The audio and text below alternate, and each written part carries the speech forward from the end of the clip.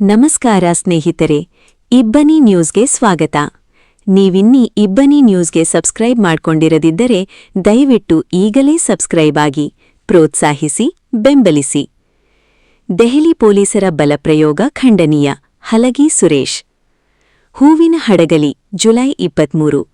Neat ಪರೀಕ್ಷಾ ವ್ಯವಸ್ಥೆಯಿಂದ ವಿದ್ಯಾರ್ಥಿಗಳಿಗೆ ಉಂಟಾಗಿರುವ ಅನ್ಯಾಯಕ್ಕೆ ನ್ಯಾಯ ಒದಗಿಸುವಂತೆ ಕೇಂದ್ರ ಶಿಕ್ಷಣ ಸಚಿವರ ರಾಜೀನಾಮೆಗೆ ಆಗ್ರಹಿಸಿ ಜುಲೈ 20, 2026ರಂದು ದೇಶದ ವಿವಿಧ ವಿದ್ಯಾರ್ಥಿ ಮತ್ತು ಯುವಜನ ಸಂಘಟನೆಗಳು ನೀಡಿದ್ದ ಸಂಸತ್ ಚಲೋ ಕರೆಯ ಸಂದರ್ಭದಲ್ಲಿ ಪ್ರತಿಭಟನಾ ನಿರತ ವಿದ್ಯಾರ್ಥಿಗಳು ಮತ್ತು ಯುವಜನರ ಮೇಲೆ ದೆಹಲಿ ಪೊಲೀಸರು ನಡೆಸಿದ ಬಲಪ್ರಯೋಗ ಖಂಡನೀಯ ಎಂದು ಸಿಪಿಐ ಜಿಲ್ಲಾ ಮುಖಂಡ ಹಲಗಿ ಸುರೇಶ್ ಹೇಳಿದರು.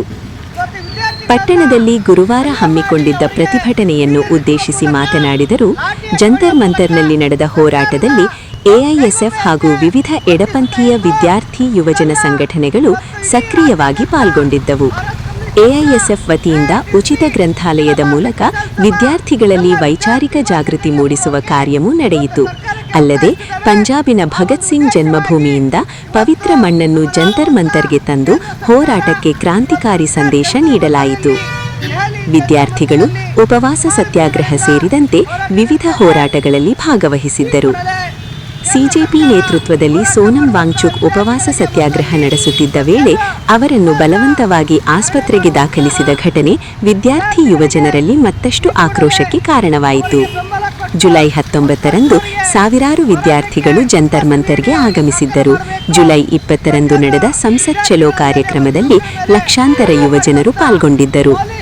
ಶಾಂತಿಯುತವಾಗಿ ಪ್ರತಿಭಟನೆ ನಡೆಸುತ್ತಿದ್ದ ವಿದ್ಯಾರ್ಥಿಗಳಿಗೆ ಜಂತರ್ ಮಂತರ್ ಪ್ರವೇಶಿಸಲು ಅವಕಾಶ ನೀಡದೆ ಅವರ ಮೇಲೆ ಪೊಲೀಸರು ಬಲಪ್ರಯೋಗ ನಡೆಸಿರುವುದು ಪ್ರಜಾಪ್ರಭುತ್ವ ವಿರೋಧಿ ಕ್ರಮವಾಗಿದೆ ಎಂದು ಅವರು ಆರೋಪಿಸಿದರು. ವಿದ್ಯಾರ್ಥಿಗಳ ನ್ಯಾಯಸಮ್ಮತ ಬೇಡಿಕೆಗಳನ್ನು ಈಡೇರಿಸುವ ಬದಲು ಚಳುವಳಿಯನ್ನು ಹತ್ತಿಕ್ಕಲು ಕೇಂದ್ರ ಸರ್ಕಾರ ಸರ್ವಾಧಿಕಾರಿ ಧೋರಣೆ ಅನುಸರಿಸುತ್ತಿದೆ. ವಿದ್ಯಾರ್ಥಿ ಯುವಜನರ ಮೇಲಿನ ಪೊಲೀಸ್ ದಾಳಿಯನ್ನು ಖಂಡಿಸಿ ವಿದ್ಯಾರ್ಥಿಗಳ ನೈಜ ಬೇಡಿಕೆಗಳನ್ನು ಈಡೇರಿಸಲು ಹಾಗೂ ಕೇಂದ್ರ ಶಿಕ್ಷಣ ಸಚಿವರು ಮತ್ತು ಗೃಹ ಸಚಿವರ ರಾಜೀನಾಮೆಗೆ ಆಗ್ರಹಿಸಿ ಜುಲೈ 23ರಂದು ರಾಜ್ಯದ ಎಲ್ಲಾ ಜಿಲ್ಲೆ ಹಾಗೂ ತಾಲೂಕು ಕೇಂದ್ರಗಳಲ್ಲಿ ಪ್ರತಿಭಟನೆ ಹಮ್ಮಿಕೊಳ್ಳಲಾಗಿದೆ ಎಂದು ತಿಳಿಸಿದರು.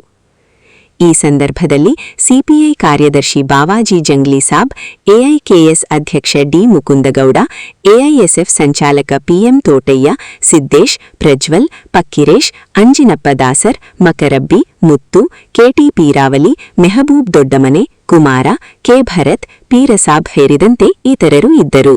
ಸುರೇಶ್ ಹಲಗಿ.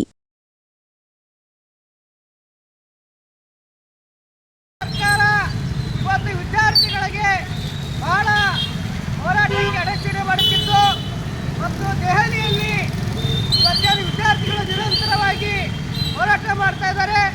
ಆ ದೆಹಲಿ ಪೊಲೀಸರು ಅವಶ್ಯಕವಾಗಿ ವಿದ್ಯಾರ್ಥಿಗಳಿಗೆ ಸಹಕಾರ ನೀಡದೆ ಇವತ್ತು ವಿದ್ಯಾರ್ಥಿಗಳನ್ನು ಹೋರಾಟಕ್ಕೆ ಮೊಟಕುಗೊಳಿಸಿ ಇವತ್ತು ವಿದ್ಯಾರ್ಥಿಗಳನ್ನು ಹಲ್ಲೆ ಮಾಡಿ ಅವರಿಗೆ ನೀರೆರಚುವ ಮೂಲಕ ಲಾಠಿ ಅಡ್ಡಿ ಹೊಡೆಯುವ ಮೂಲಕ ಸರ್ಕಾರದ ಕೈಗೊಂಬೆಯಂತೆ ವರ್ತಿಸುತ್ತಾ ಇದ್ದು ಇದನ್ನು ಇವತ್ತು ಇಡೀ ರಾಜ್ಯಾದ್ಯಂತ ಭಾರತ ಕಮ್ಯುನಿಸ್ಟ್ ಪಕ್ಷ, ಎಐಟಿಸಿ, ಅಖಿಲ ಭಾರತ ಕಿಸಾನ್ ಸಭಾ ಎಲ್ಲ ವಿದ್ಯಾರ್ಥಿ ಯುವ ಸಂಘಟನೆಯ ಪೂರ್ವಕ್ಕೆ ಇವತ್ತು ಸರ್ಕಾರಕ್ಕೆ ಒತ್ತಾಯಿಸುತ್ತಿದ್ದಾವೆ.